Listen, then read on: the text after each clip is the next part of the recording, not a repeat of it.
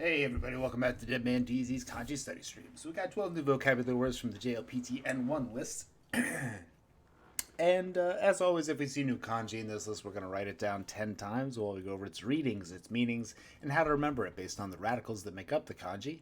And if we see a new word but it's made of kanji we already know, we're just going to go over the meanings of the kanji and how they come together to make our new word. Our first word of the day, sorry, I'm forgetting some stuff. Hold on.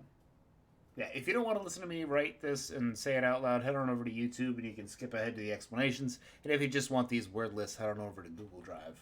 Our first word of the day is otsu, hokani oto, for the latter, duplicate, strange, witty, or second. With our, I think this is just a normal Z. Yeah, this is just the Z shape, but it's made up of one full stroke with that and then down and up. Otsu or oto is the latter, duplicate, strange, witty, or second. Second you can kind of focus on because it's as if you wrote the first stroke of 1, 2, and then you just came down here and kept your hand on the paper for the second stroke. So second, the later, duplicate, strange, or witty.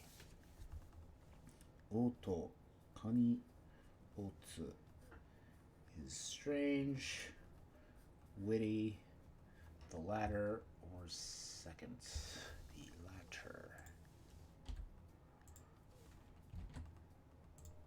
The latter or second. Oto, hoka ni otsu. Strange, witty, the latter, or second.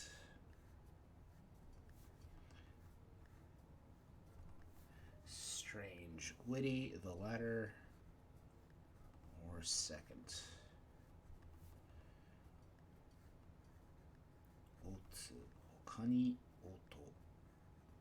Strange, witty, the latter, or second.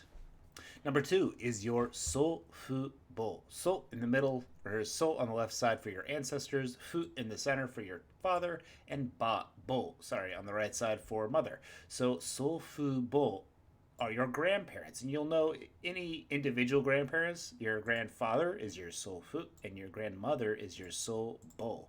So this is just combining both. Sofu-bo is your ancestors, both grandmother and grandfather. Sofu-bo is both your grandmother and grandfather, literally translated. Sofu-bo is your grandmother and grandfather, or your grandparents.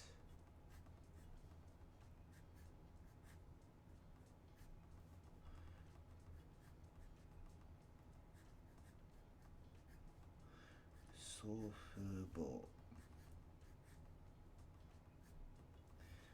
is your grandparents, or your grandfather and mother. Sofubo. Sofubo are your grandparents. Number 3 is kyoku gen. Kyoku on the left side for an office or a localization, and gen on the right side for a limit. So this is an office limit, literally translated, but it means a limit or a localization of something. Kyoku gen is limit or localize. Think of as limited to a particular office, or limited to kind of a cubicle. A limit or a localization is a kyoku gen. Kyoku gen is a limit or a localization. Kyoku gen. Kyoku gen this is a limit or a localization. Localize. Kyoku gen.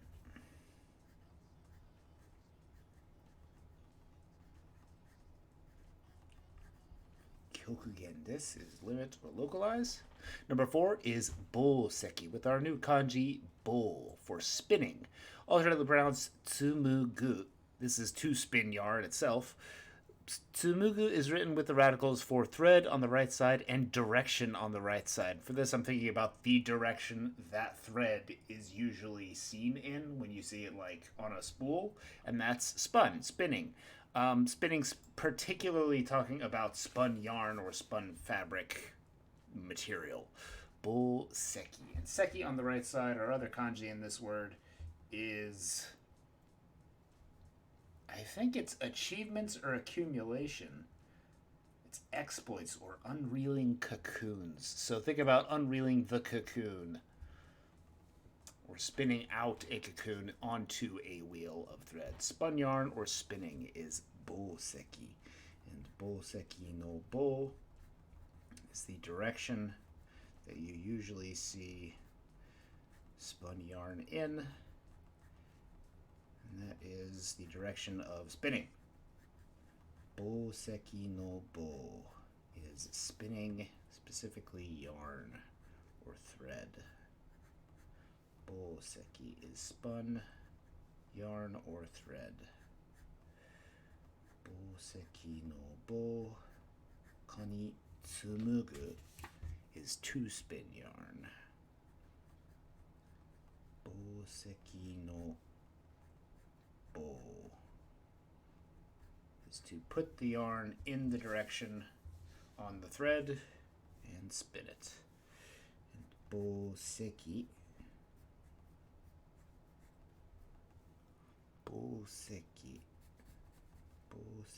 no seki are exploits or revealed cocoons. Boseki is spinning yarn. Number 5 is o, from our kanji for a minus, a negative, or to take responsibility or to lose, is o, to bear, to take responsibility for, to receive a wound, damage, or to owe. These are all pretty much directly, these are all pretty much directly from the kanji's meaning. To bear as well is also from the kanji meaning. O, to bear, take responsibility for, or to receive a wound or damage is o.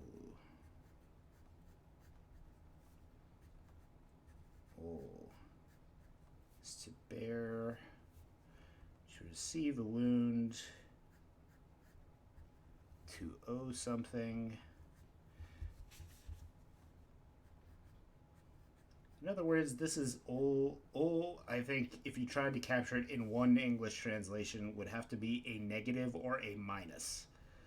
It is something negative that bears down on your life and not just a negative responsibility in some compartmentalized part of your life. O is to bear, to take responsibility for, to owe someone something, or to suffer injury or damage. Number 6 is a kyo-in. Kyo on the left side for a teacher or professing or teaching, and in on the right side for an employee. An employee who teaches is a teacher, an instructor, teacher, staff, or faculty member. Kyo-in. Kyo-in is a teaching employee, a kyo-in. Kyo-in is a teacher, instructor, or a teaching staff member. Kyo-in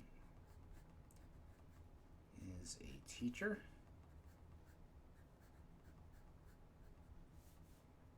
kyo-in desu.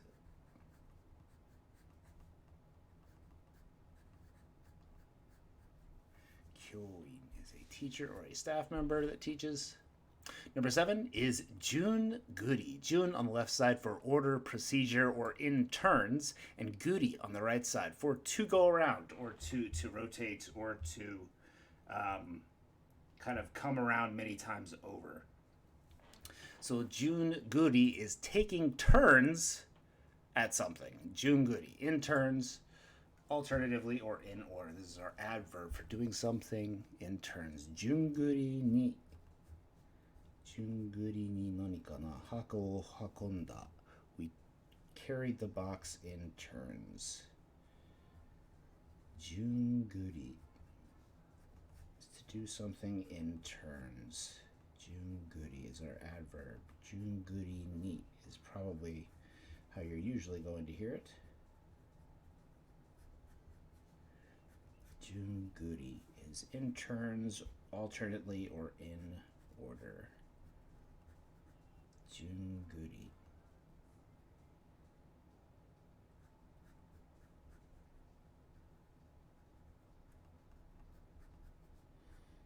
Junguri is alternately or in turns.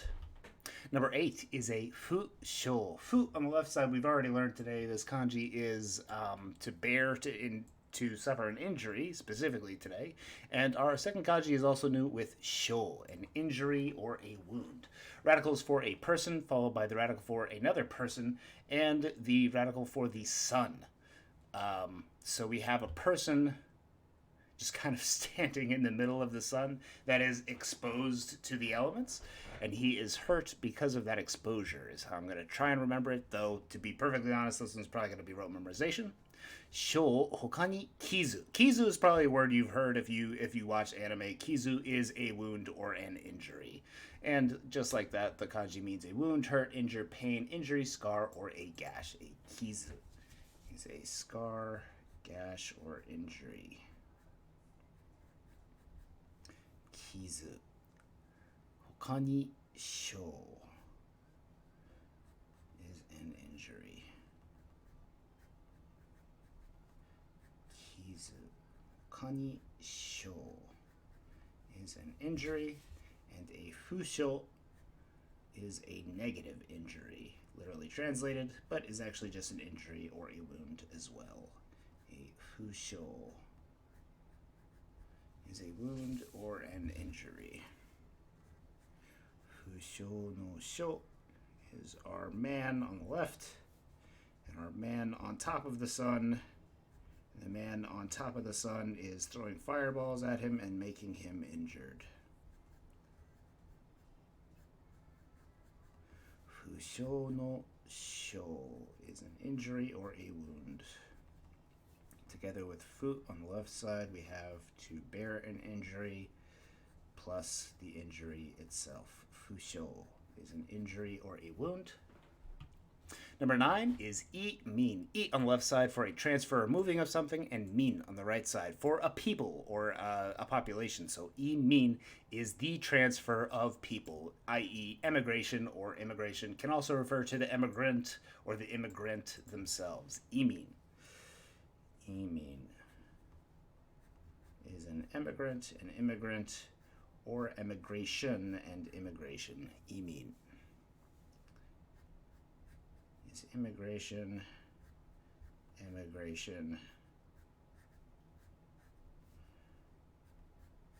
or the immigrant, or emigrant. I min.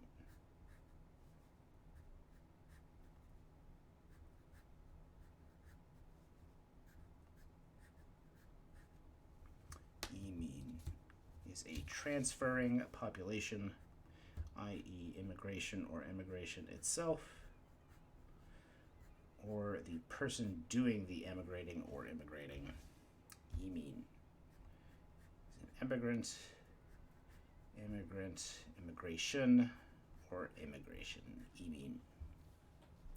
Number 10 is ketsu bo. Ketsu on the left side for a gap or a lack of something, and bo on the right side for kind of destitution or like starvation, kind of a lack of necessary things. So a ketsu bo is literally a lack, a want, a shortage, or a famine. A ketsu bo is a lack to the point of destitution or poorness. Ketsu bo is a lack, shortage, or famine. Ketsu bo.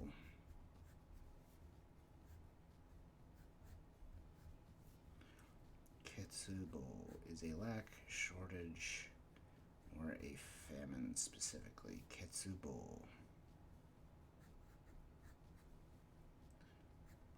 Ketsubo is a lack, shortage, or a famine. Number 11 is a Kenji. Ken on the left side for to examine or investigate, and Ji on the right side for kind of a not a metaphorical thing, but a non-physical thing, like an idea, a concept, something like that. So a Kenji is someone who looks into a matter, or a public prosecutor. A Kenji is an investigator, Ken of events or matters. Ji. Kenji is a public prosecutor. Kanji is a public prosecutor. Someone who looks into and investigates concerns or matters. Kanji is a public prosecutor.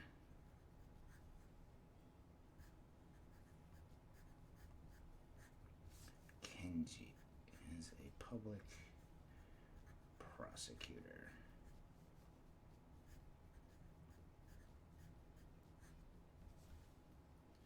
Kanji is a public prosecutor. Finally, number 12, we have a kaku. Ka on the left side, our new kanji for excellent, beautiful, good, pleasing, or skilled. And ku on the right side, our kanji for a sentence or a passage. So ka on the left side is excellent, good, with the radicals for a square jewel on the right side. And on the left side, we have a person. A person wearing square jewels is beautiful, pleasing, or probably skilled because they're rich and can afford it. Ka is excellent, beautiful, good, or pleasing with our person wearing square jewels. You can kind of imagine that radical for square jewels being either kind of the glint coming off of a cut diamond, or like it's kind of the radicals for earth and earth again. So another way I'm kind of thinking about it is they're like, it's like the English phrase, they're a cut above.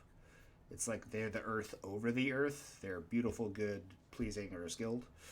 Ka is beautiful, good, pleasing, or skilled.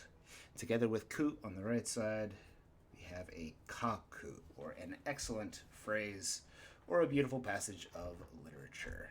Kaku is literally a beautiful passage. Kaku. Let's go back to the top, make sure we put some nice little flags in our brain where all these memorizations are eventually going to go. Make sure you're making your flashcards, and make sure you're watching Japanese, or listening to Japanese, or reading Japanese. Just do something in Japanese. That's how you learn any language. Our first word of the day was the latter. Duplicate, strange, witty, or second with otsu. Hokani, oto. Strange, witty, the second or latter. Grandparents are sofubo. So on the left side for your ancestors, fu in the center for father, and bo on the right side for mother. Sofubo are your ancestral mother and father. Limit or localize is kyoku-gen. Kyoku on the left side for our office, or cubicle is the image that's popping in my head, and gen on the right side for a limit. A limit into a cubicle is a localization or limit. Spinning textiles or spun yarn itself is boseki. Bo on the left side for the direction in which yarn is spun is in a spinning motion. Sorry, that one is recursive. And seki on the right side for exploits or unraveling cocoons. So literally translated, you could say it's spinning unraveled cocoons, or spinning yarn. To bear is ou. Our kanji from makeru, or to lose something, which really just means a negative or a minus, specifically to something in your life. A teacher or an instructor is a kyoin. Kyo on the left side for teaching, and in on the right side for an employee. Interns alternately or in order is junguri. Jun on the left side for a procedure and order or in turns, and guri on the right side for turning around, coming in repeated phases, kind of. Jun guri is to take turns or do something alternately. It's an adverb, so you'll probably hear it junguri ni. And finally, an injury or a wound is a fusho. Fu, that same kanji we did from before from ou, And sho on the right side is our new kanji for injury, with our man next to a man on the sun, and he's getting hurt or injured by the fire of the sun. Emigration or immigration is imin, I on the left side for transfer or moving, and min on the right side for a people or a population. A want, shortage, or famine is a ketsu bo. Ketsu on the left side for a lack of something, and bo on the right side for an even greater lack of things, as in a famine itself or destitution.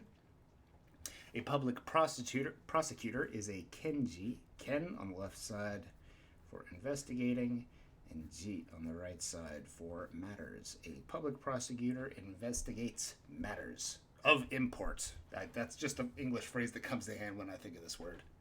And finally, a beautiful passage of literature is literally a beautiful passage. A ka-ku, ka on the left side, meaning beautiful or excellent, with our person with squared jewels, and ku on the right side for a literature or passage. Thanks for watching today, everybody. I hope you had a good Thursday, and I will see you all tomorrow. Thanks for watching. Domo arigatou gozaimashita. Just a heads up, it's probably not going to be tomorrow, but at some point we're going to be taking another little review break. These N1 words. I think my SRS is messed up because it keeps giving me like a dump of new ones and then it stops. Maybe I'm not reviewing enough. I don't know. Anyway, thanks. Later.